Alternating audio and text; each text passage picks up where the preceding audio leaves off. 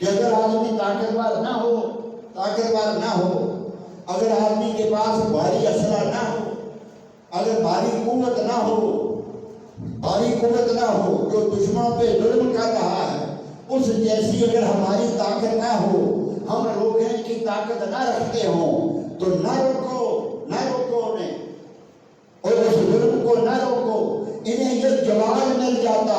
حضرت امام حسین رضی اللہ تعالیٰ عنہ نے بتایا دنیا والوں تمہیں کہ تم اپنا جان مال سب کچھ لے کر میدان میں کود جاؤ، اپنے خون کا آخری قطرہ تک بہا دو، اللہ کی بارگاہ میں سرخرو ہو جاؤ۔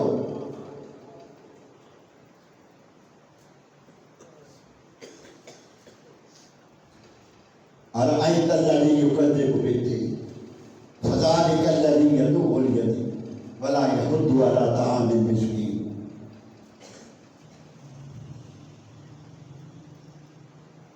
ایک زمانہ تھا، سری لنکا کا پہلا نام سارا ندیم ہے۔ مسلمان کچھ لوگ تجارت کے لیے وہاں گئے تھے۔ تاریخ میں یہ کہتے ہیں کہ تجارت کے لیے گئے تھے، وہ تجارت کے لیے نہیں گئے تھے۔ آقا جہاں کا حجت الوداع یا جو خطبہ ہے وہ پڑھو۔ آقا جہاں صلی اللہ علیہ وسلم نے 1,40,000 افراد کا مجمع تھا، اور آپ نے انہیں فرمایا کہ میں نے دین تمہیں پہنچا دیا۔ اے لوگو، میں اللہ کا رسول بن کر آیا، اللہ رب العزت نے آج دین کو مکمل کر دیا۔ اليوم اکملت لکم دینکم واتممت علیکم نعمتی ورضیت لکم الاسلام دینا۔ آج دین مکمل ہو گیا۔ سارے کا سارا قرآن آج اتر گیا۔ یہ قرآن پاک کی آخری وحی تھی۔ قرآن پاک مکمل ہو گیا، پورا دین آ گیا، اور میں نے تمہیں پہنچا دیا۔ لوگوں سے پوچھا، اللہ کی بارگاہ میں گواہی ہو جائے، میں نے دین تمہیں پہنچا دیا۔ لوگوں نے کہا آپ نے دین پہنچا ہی نہیں دیا بلکہ دین پہنچانے کا حق ادا کر دیا، انہوں نے یہ جواب دیا۔ پھر آقا جہاں نے فرمایا صلی اللہ علیہ وسلم، آپ نے فرمایا اب غائبین تک پہنچانا تمہارا کام ہے۔ اب میں ڈیوٹی تمہیں سونپ رہا، اب یہ جو ڈیوٹی تمہاری ہے کہ جو یہاں نہیں ہیں، جو باقی رہ گئے ہیں، ان تک تم پر فرض ہے کہ تم پہنچاؤ۔ لوگ جس طرح بیٹھے تھے، جدھر کو ان کی سواریوں کا رخ تھا، انہوں نے سواریاں اسی سمت چلا دی، روئے زمین پہ پھیل گئے کہ آقا جہاں نے حکم دیا۔ اور اللہ رب العزت نے فرمایا کنتم خیر امۃ اخرجت للناس تأمرون بالمعروف وتنہون عن المنکر۔ تم میں ایک گروہ ایسا ہونا چاہیے جو نیکی کی طرف بلائے، برائی سے روکے، نیکی کا حکم دے، برائی سے روکے۔ اس سلسلے میں صحابہ دین کو پھیلانے کے لیے اس ملک تک پہنچ گئے تھے۔ آقا جہاں نے فرمایا دین حاصل کرو، خواہ تمہیں چین جانا پڑے۔ تاریخ میں چین میں اس وقت اسلام پہنچ چکا تھا، تاریخ بتاتی ہے چین میں اسلام اس وقت پہنچ چکا تھا۔ حضرت عثمان غنی کے دور میں چین تک اسلام پھیل چکا تھا، اور سارا ندیم جو آج کا سری لنکا ہے، وہاں سے صحابہ پہنچ گئے تھے اور دین کا جھنڈا بلند کر دیا تھا، دین کا اشاعت شروع کر دی تھی۔ وہاں سے ایک جہاز تجارتی جہاز تھا، تجارت کرتے تھے، وہ عرب جا رہا تھا، اور جب وہ دیبل پہنچا، جسے آج کراچی کہا جاتا ہے، یہ راجہ دہا تھا جو سندھ کا فرما روا تھا، اور بہت زیادہ انمول تھا، بہت زیادہ طاقتور تھا، گویا یہ دوسرا حامان اور قارون تھا۔ اس وقت جتنے دنیا میں تھے سب اپنے آپ کو معاذ اللہ ثم استغفر اللہ خدا کہلواتے تھے۔ یہ بہت طاقتور تھا۔ جب اس دیبل کی بندرگاہ پر وہ جہاز پہنچا، مسلمانوں کا تجارتی قافلہ، انہوں نے جہاز پہ حملہ کیا۔ طاقتور تھے، وہ لوٹ لیا کرتے، جہازوں کو اس طرح لوٹ لیا کرتے تھے۔ اور جو وہاں آباد ہو جن کا جہاد ہوتا تھا انہیں قیدی بنا لیا کرتے. مسلمانوں کا جہاد رک گیا. خبر ہوئی پیچھے مسلمانوں کو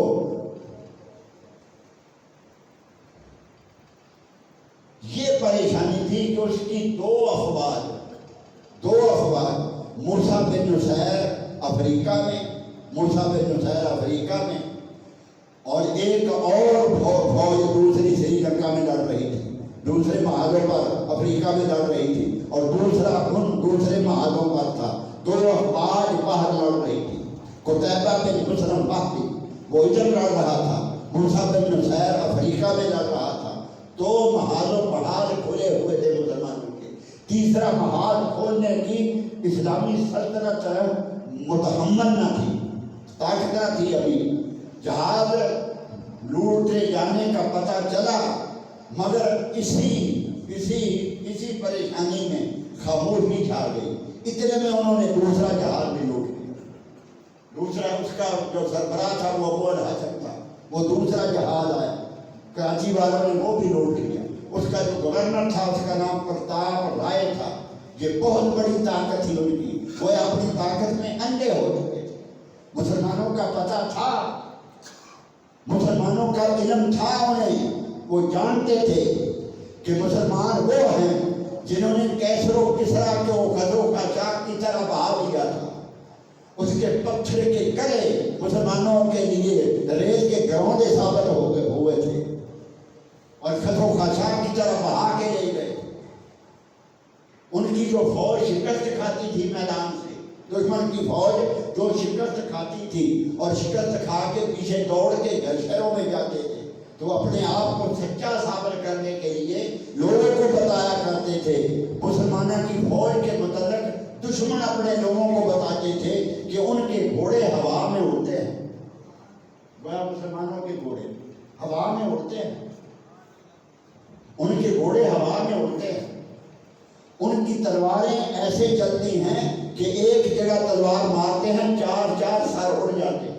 دشمن اپنے علاقوں میں جا کے یہ لوگوں کو بتاتے کہ ہم ایسے ہی نہیں بھاگ کے آ گئے. اتنی طاقتور فوج ہے مسلمانوں کی, اتنی گھبراہٹ عالم روئے زمین پر ہو گئی تھی کہ مسلمانوں کا نام سن کر دشمن تھر کانپنے لگتا.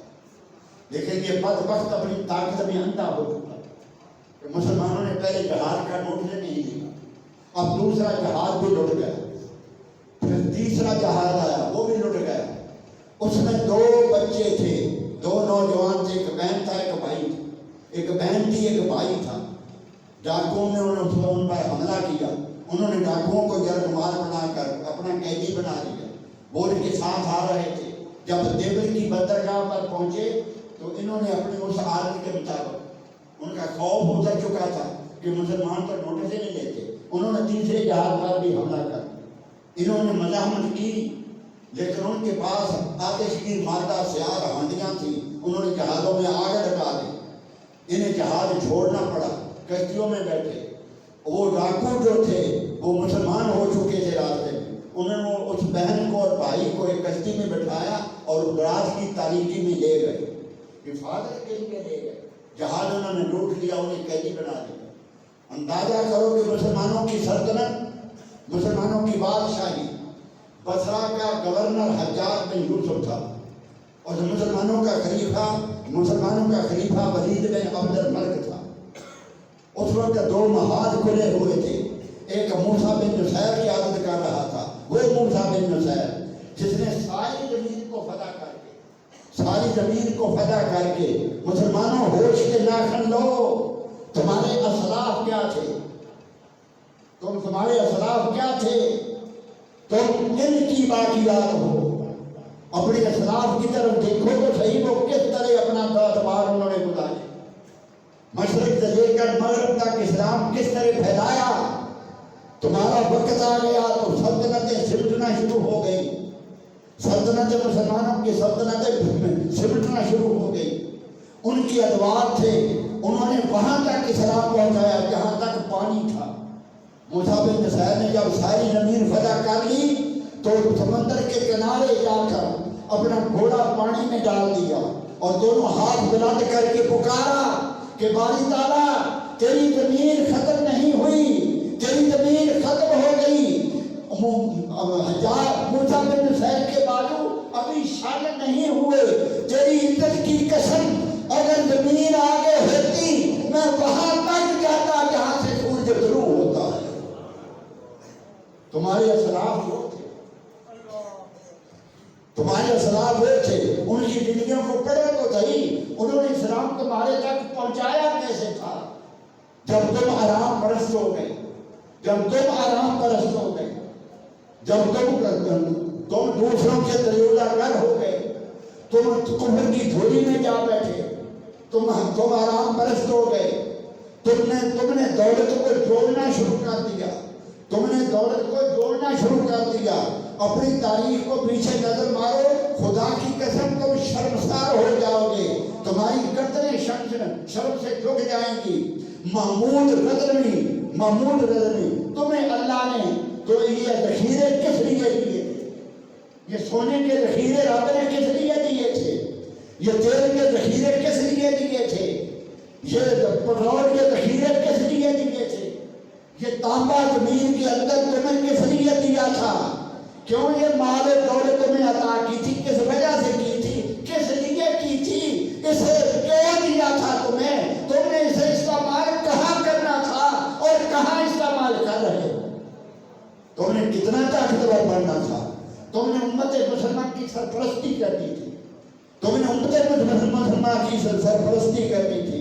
محمود غزنوی جب اس نے سومناتھ پہ حملہ کیا تو وہ 17واں حملہ تھا، 16 حملے سے پہلے کر چکا تھا، یہ 17واں حملہ تھا اور یہ عہد کر کے نکلا تھا کہ میں اس وقت واپس آؤں گا جب سومناتھ کو فتح کر لوں گا، یا مر جاؤں گا یا فتح کر لوں گا۔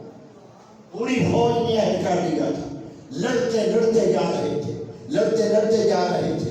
جب اس کا محاصرہ انہوں نے جا کے کر لیا، انہوں نے روئے زمین کے ہندوؤں کو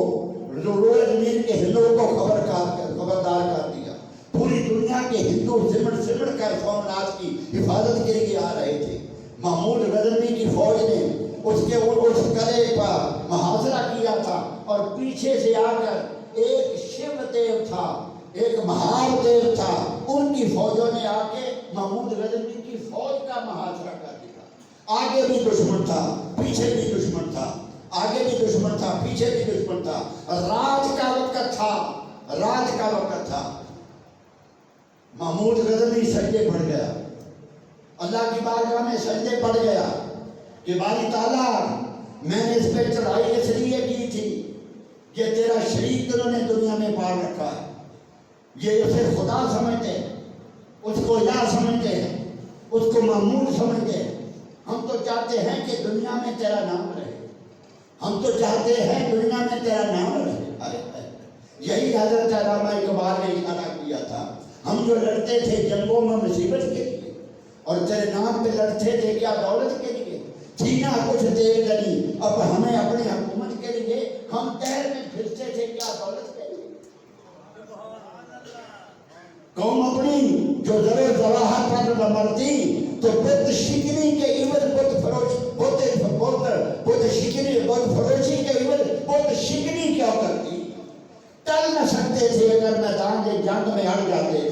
فوج پاؤں شیروں کی بھی میدان سے اکھڑ جاتے تھے، ٹل نہ سکتے تھے اگر میدان میں اڑ جاتے تھے۔ ارے یہ توپ کیا چیز ہے، یہ تلوار کیا چیز ہے، ہم توپ سے اڑ جاتے تھے۔ ہم نے کبھی دریاؤں میں لڑے، کبھی میدانوں میں لڑے۔ یہ حضرت علامہ اقبال تھے، رات کے وقت اپنے خدا سے کلام کر رہے تھے، جب مسلمانوں کی تنزلی ہو رہی تھی، مسلمان نیچے کو آ رہے تھے، اسلام سمٹتا جا رہا تھا، دشمن غالب آتا جا رہا تھا، اسلام کو سمیٹنے کی کوشش کی جا رہی تھی، مسلمان بک چکے تھے۔ حضرت خواجہ جو سب سے بڑے تھے مولانا محمد حسین، میں کیا بات کروں، اے علماء سو، تمہارا نام کوئی بھی علم سے نہیں لیتا، تم ہر تاریخ میں بدبخت ہو، تم ہر ہر تاریخ میں لکھتے رہے، تمہیں سب سے زیادہ سب سے کم ریٹ تمہارا ہوتا تھا ہر دور میں۔ جب بھی دشمن غالب آیا علماء کو خرید کے غالب آیا، جب بھی دشمن غالب آیا علماء کو وہ معذدہ سمجھتا پھر اللہ اہل حق کیسے ہیں ان کا بھی میں ابھی ذکر کرتا ہوں تاکہ کوئی کسی قسم کا کوئی بہام باقی نہ رہے۔ اہل حق بھی تھے، میں دوسروں کی بات کر رہا ہوں، علماء ہر دور میں تھے۔ جب ہلاکو خان نے ڈھاکہ کا ہلاکو خان نے بغداد کا محاصرہ کیا، علماء اتنی بڑی پگڑیاں ان کے سر پہ باندھی ہوئی تھی، انہوں نے فتوے دے دیے تھے جو ہلاکو کی فوج سے لڑے کو کافر ہے۔ اگر یہ حقیقت نہ ہو تو میرا سر قلب کر دیا جائے۔ ان کا شرمناک کردار ہر دور میں یہ رہا، اور آقا دو جہاں نے فرمایا وہ طبقہ، یہ طبقہ جو تاریخ اس لڑی میں پرویا ہے، ان کا آخری آدمی دجال کا ساتھی ہو۔ پاکستان جب بن رہا تھا تو ان کی شرمناک تاریخ تمہارے آنکھوں کے سامنے، کتنے تھے، کتنے علماء تھے جو حضرت قاضی اعظم کو کہا کرتے تھے کہ تم پاکستان کہتے ہو، ہم پاکستان کی پہ بھی نہیں پڑھنے دیں۔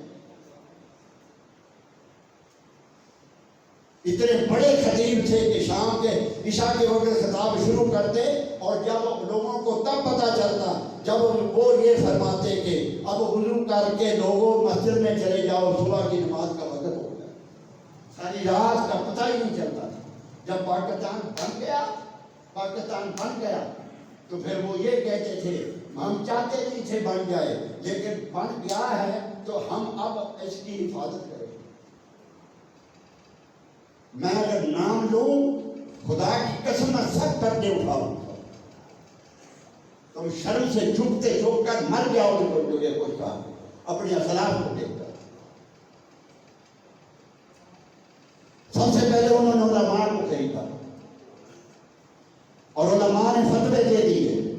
ہائے ہائے، مسلمان فوج تھی، وہ میدان میں لڑ رہی تھی، مسلمان فوج تھی، انہوں نے ہتھیار ڈال دی، خلیفہ کے ساتھ ملاقات کی، انہوں نے ہتھیار ڈال دی، علماء نے مشورے دیے۔ جب 4 لاکھ خلیفہ ابن علقمی وزیر اعظم تھا، خلیفہ مستحکم باللہ تھا، جب دستخط کیے اس نے آ کے بغداد کا محاصرہ کیا۔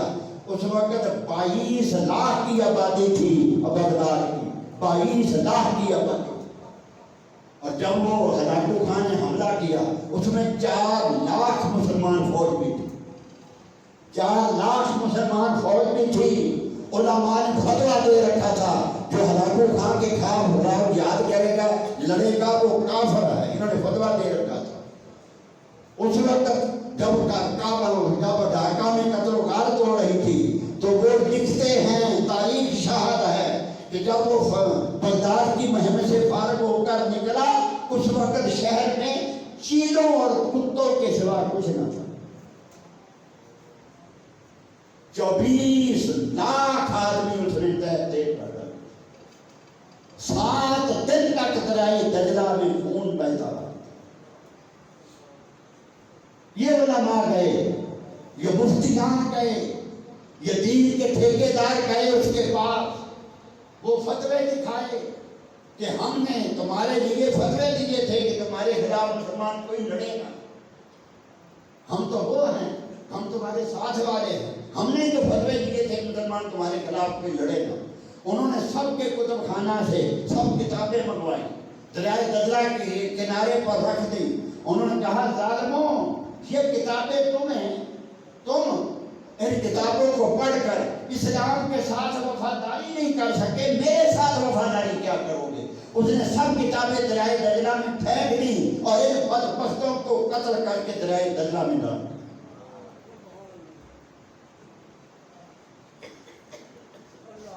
بازی کریم میں اگر ان کے نام میں آپ کو بتانے لگوں تو تم حیران ہو جاؤ۔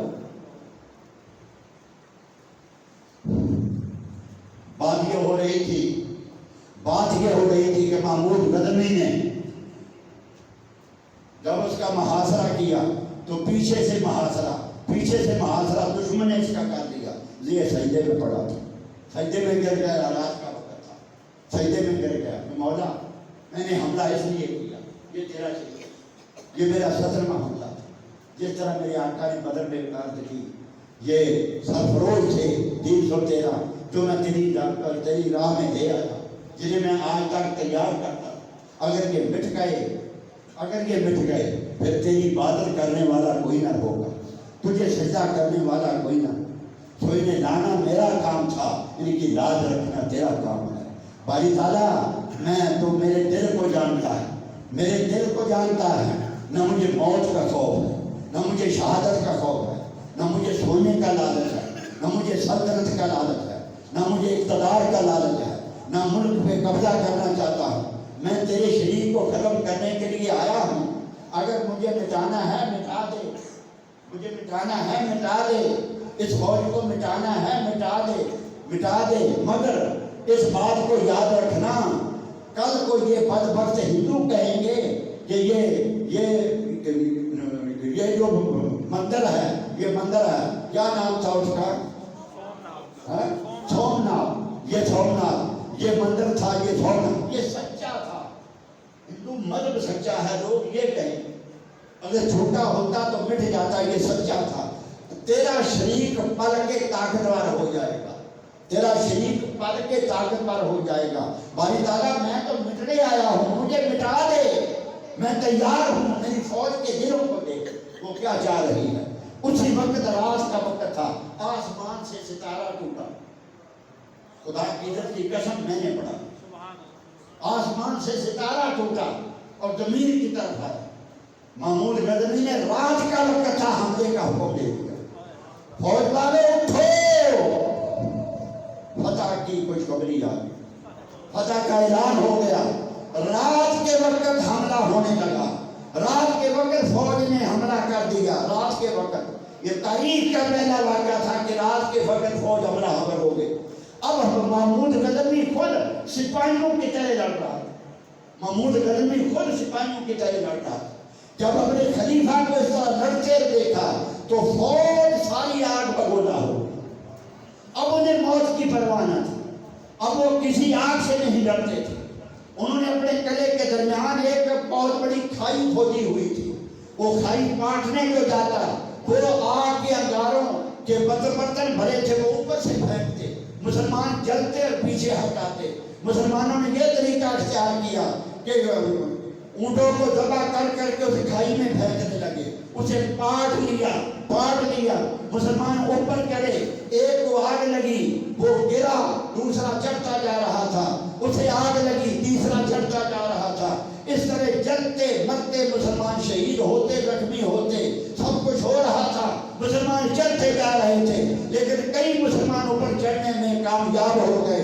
उन्होंने जोरदार हमला किया, थोड़ी जगह बनाई, मुसलमान किले के अंदर दाखिल हो गए।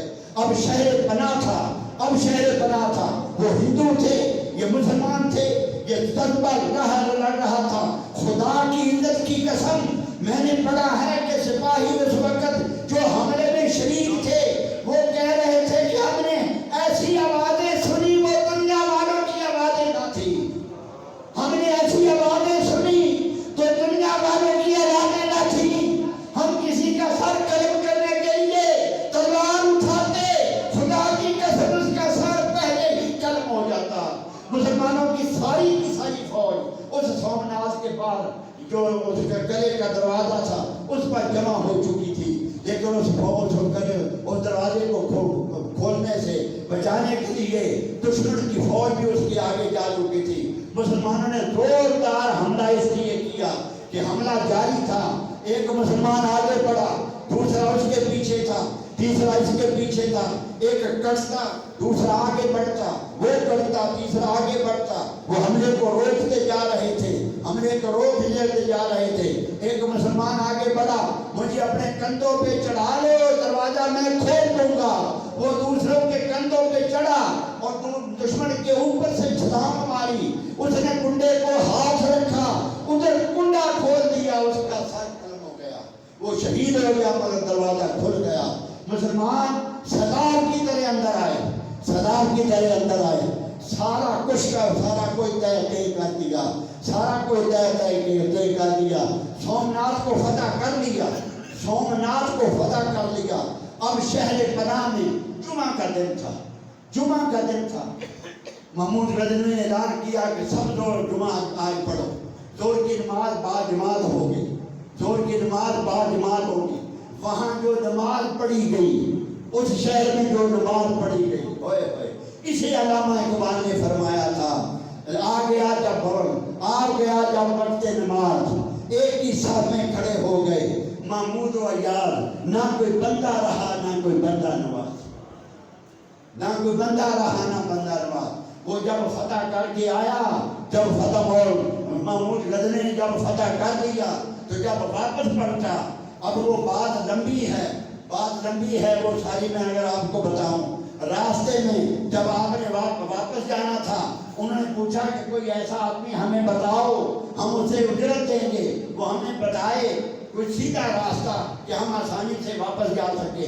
दो अशखास आए, उन्होंने कहा कि हम आसान रास्ता जानते हैं, आसान रास्ता जानते हैं कि रास्ते में पानी भी होगा और आसानी के साथ चले जाएंगे।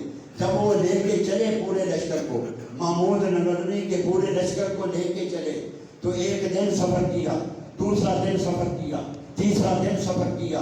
जो मुश्किलें बड़े थे वो ख़त्म हो गए, जजीरा पानी का ख़त्म हो गया, राशन ख़त्म होने लगा। चौथा दिन चढ़ गया और उन्हें जब पूछा वो कहाँ गए, जो रास्ता बचाने वाले थे, भाई तू तो कहता था कि पानी रास्ते में मिलेगा, पानी नहीं मिल रहा, किधर जा रहे हो? वो कहने लगा पानी मौजूद है, पानी है। उसने कहा कहाँ है? उसने कहा जहाँ तक तुम जिंदा नहीं पहुंचे, जहाँ तक तुम जिंदा नहीं पहुंचे। महमूद गजनवी ने कहा इसका मतलब है तू हमें उधर जान के ले आया है, कस्टन ले आया है। उसने कहा कि हम मरने आए थे सोमनाथ पर, हम हिंदू हैं। जब हमें पता चला कि तुमने फतह कर लिया उसे, अब हमें पता चला कि आपको एक ऐसे शख्स की जरूरत है रास्ता बताए, तो हमें खुशी हुई कि अपने आप को पेश किया। अब हम पूरी फौज से बदला ले सकते हैं।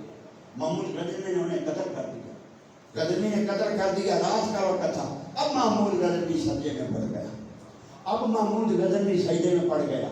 महमूद गजनवी आपको कितनी बार बताया तो उसके 3 सवाल थे उसके ज़हन में 3 सवाल थे, और आका दो जहां ने खान में आकर उसके 3 सवालों का जवाब अता कर दिया।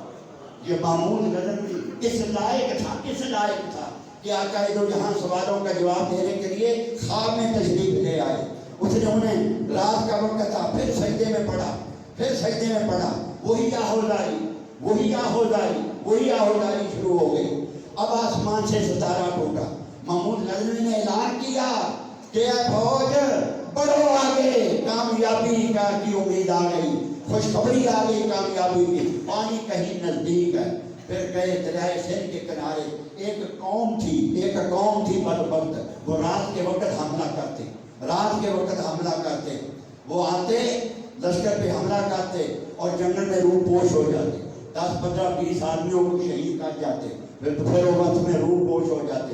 महमूद गजनवी ने इसी तरह शहीद होते होते बहुत थोड़ी फौज रह गई, बहुत थोड़ी फौज पीछे रह गई जो वापस पहुंची थी। अब देर तक आराम की उस फौज को देर तक आराम की जरूरत थी।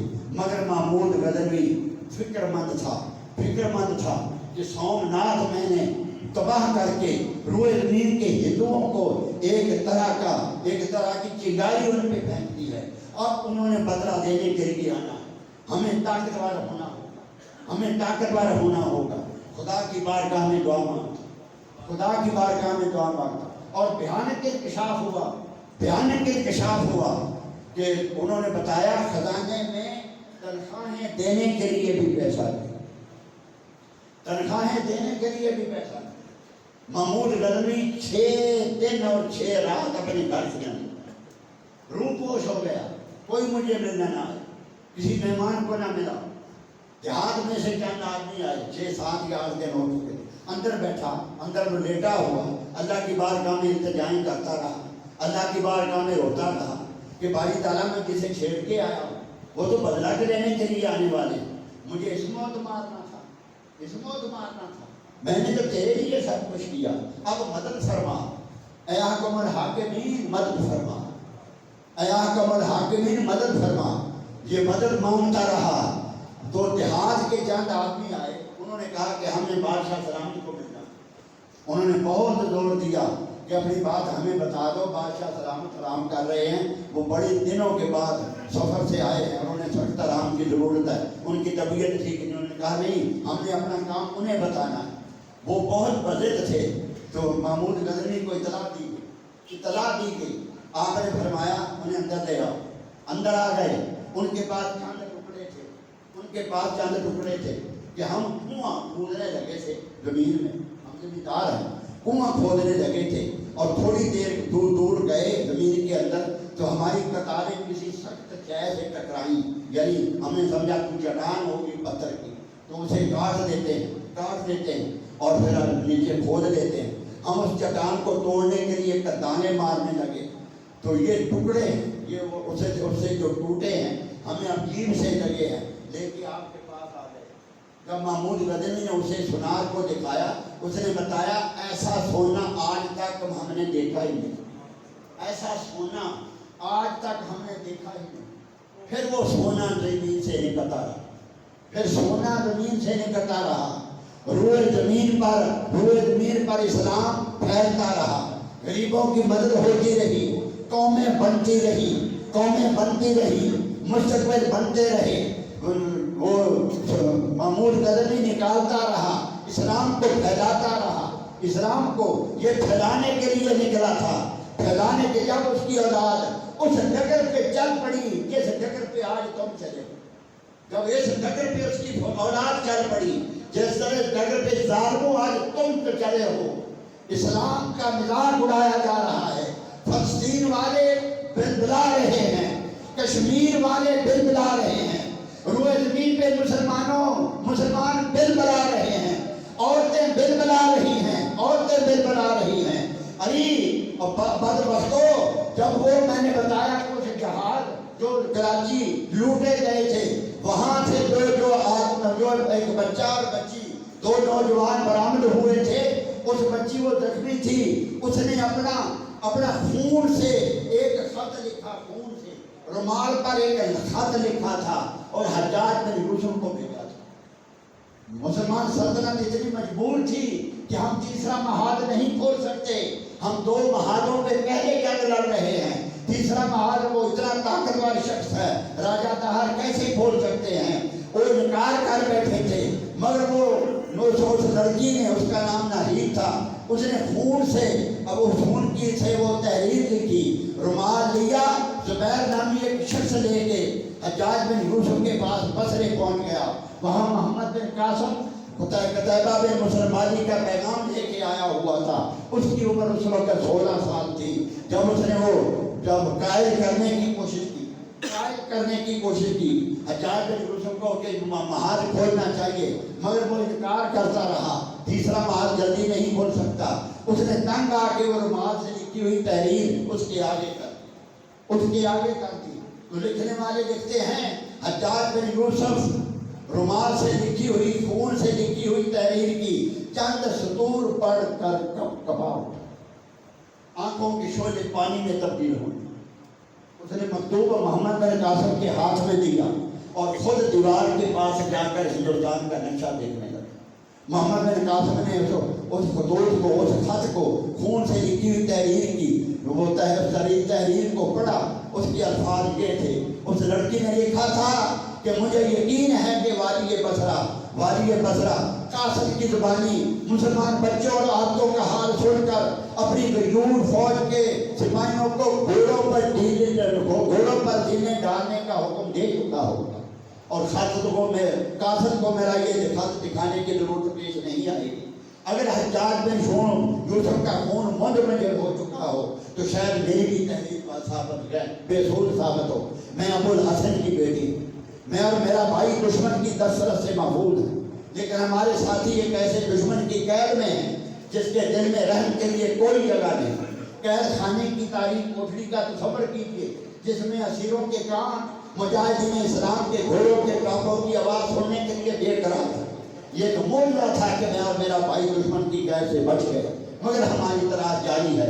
ممکن ہے کہ ہمیں بھی کسی تاریخ کوٹری میں پھینک دیا جائے، ممکن ہے کہ مجھے اس سے پہلے میرا زخم مجھے موت کی نیند سلا دے اور میں اس دردناک انجام سے بچ جاؤں، مگر مرتے وقت مجھے افسوس ہوگا کہ وہ سوار رفتار گھوڑے جن کے سوار ترکستان اور افریقہ کے دروازے کھٹکھٹا رہے ہیں اپنی غیور قوم کے یتیموں اور بیواؤں کی مدد کو نہ پہنچ سکے۔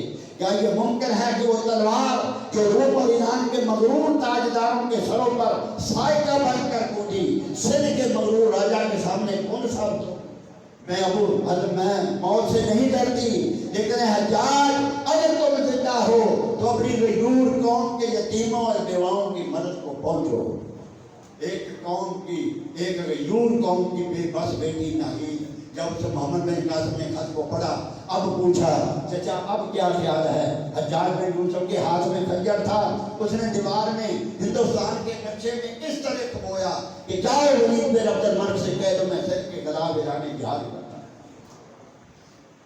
لوگوں یہ سب کچھ ہمارے حکمرانوں کے لیے حکمرانوں کو کرنا چاہیے جو اس منصب پہ فائد ہیں، یہ منصب پہ فائد ہیں۔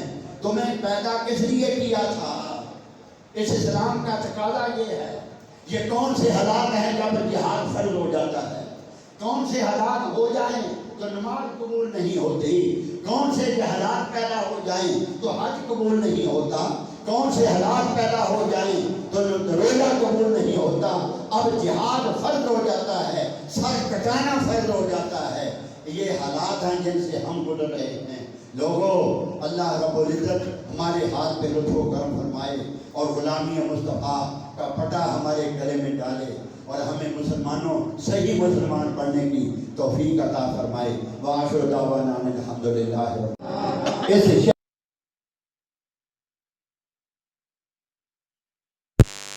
تو دنیا والوں اپنی نمازوں پہ اکتفا نہ کرنا، اپنے روزوں پہ اکتفا نہ کرنا۔ یہ روزے تمہیں اللہ کے عذاب سے نہیں بچا سکیں گے، یہ نمازیں تمہیں اللہ کے عذاب سے نہیں بچا سکیں گے، یہ سجدے تمہیں اللہ کے عذاب سے نہیں بچا سکیں گے، یہ نوافل یہ تہجد تمہیں اللہ کے عذاب سے نہیں بچا سکیں گے۔ خدا کی عزت کی قسم سب کچھ رائے گاہ چلا جاتا ہے جب جہاد فرض ہو چکا۔ جب جہاد فرض ہو چکا اس وقت موت کے منہ میں جانا فرض ہے، اس وقت جہاد میں کود جانا فرض ہے، اس میں جان آفرین کے سپرد کر دینا فرض ہے۔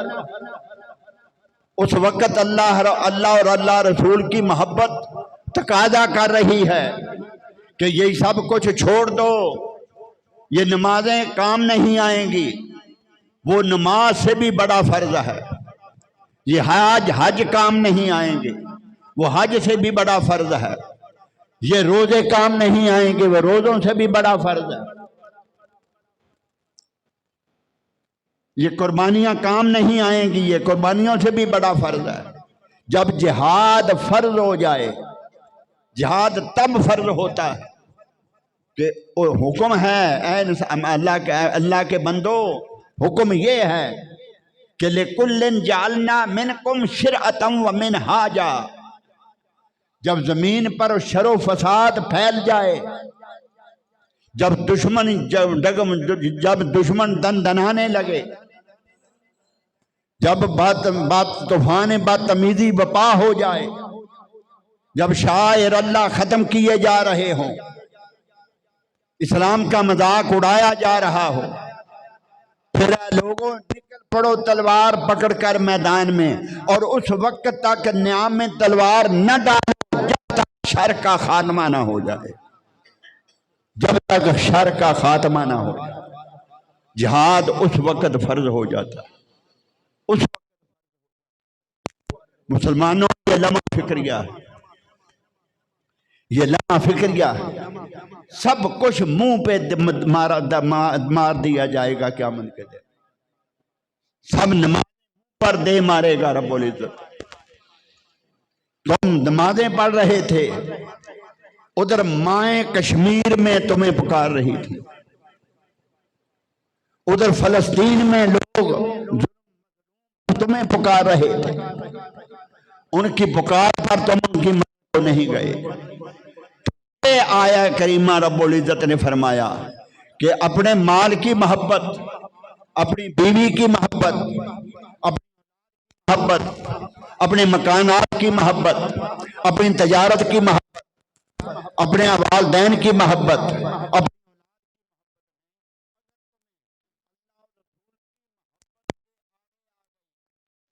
جہاد کرنے سے اس نے تمہیں روک دیا، تو پھر واللہ لا یہدی القوم الفاسقین، زندگی بھر نمازیں پڑھتے جاؤ، زندگی بھر تہجد پڑھتے جاؤ، زندگی بھر روزے رکھتے جاؤ، زندگی بھر روزے رکھتے جاؤ، پوچھ لو عالم اسلام میں کوئی دین، کوئی قرآن پڑھنے والا، کوئی قرآن کا مفسر، کوئی حدیث کا محدث، کوئی مائی کا لال یہ فتویٰ نہیں دے سکے گا کہ تمہاری نماز تمہیں بتائے گی خدا کی جب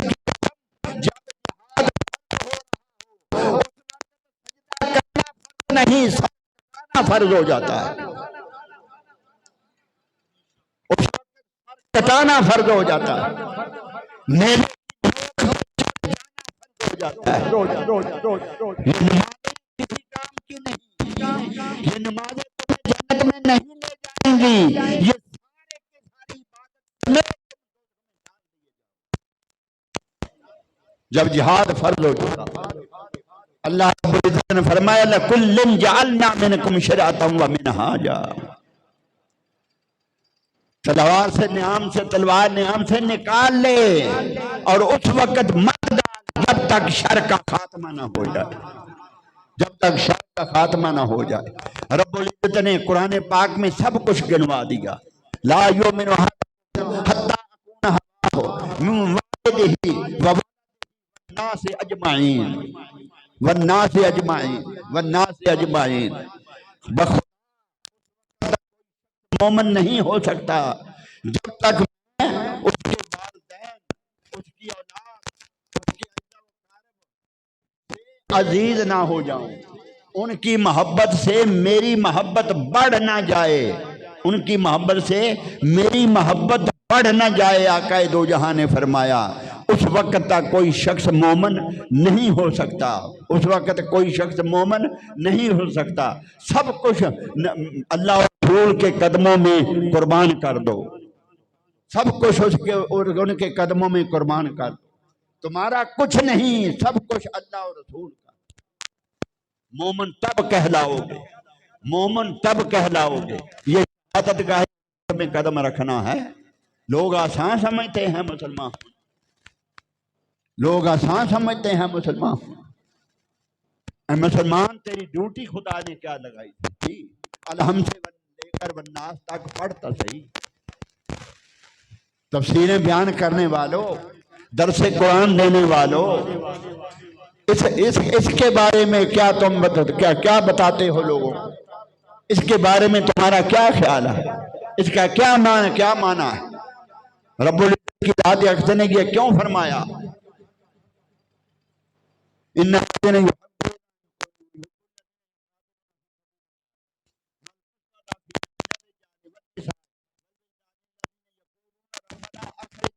من هذه القرية الظالم أهلها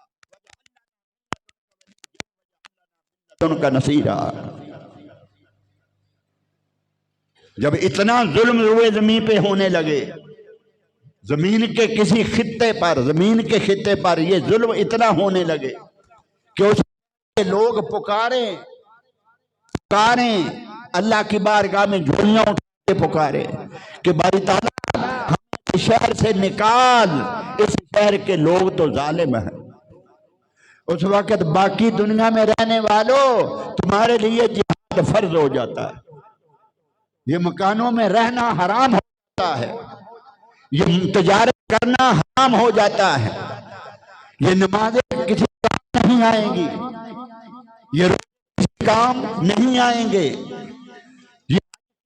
نہیں آئیں گی، یہ تعداد تمہیں بچا نہیں سکیں گی، اس وقت یہ بچا نہیں سکیں گی، اس وقت جاتا ہے، اس وقت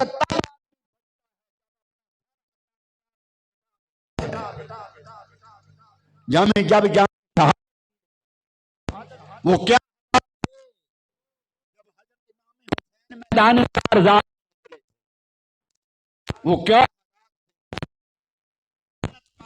جا رہی تھی، اسلام کی قدریں مٹ رہی تھی،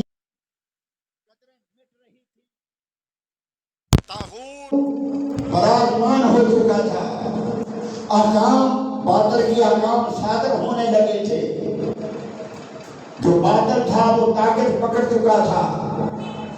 اگر امام حسین رضی اللہ تعالیٰ عنہ بھی اس میدان کارزار میں اپنے 72 تن لے کر میدان کارزار میں نہ نکلتے تو کون تھا جو قیامت کے دن مسلمانوں کو میں بچا سکتا تھا؟ اس وقت سارے کا سارا دین، سارے کا سارا اسلام یہ ڈبویا جا رہا تھا، ایک نئی طرح ڈل گئی تھی، نئی طرح ڈل گئی تھی، ایک نئی طرح ڈال